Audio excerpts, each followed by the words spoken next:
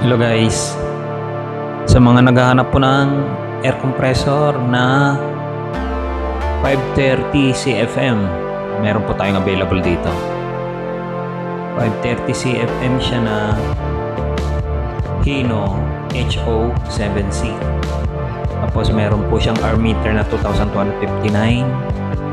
Ito po ay PDS 530S high pressure.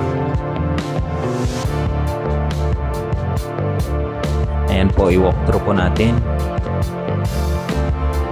Ayan po siya. Ito po yung loob. Alam po natin yung loob niya.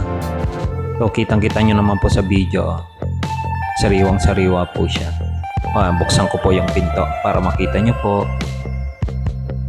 kanyang kabilang side. Ayan, open po natin. Ayan na guys. Pagkataas nyo ng ganyan, may clip naman yan sa gilid. Clip niya. Ito po, sariwang-sariwa po ito. Ayan guys.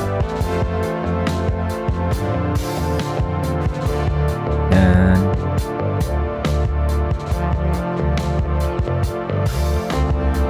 Naka 6 cylinder na po ito. Yan po.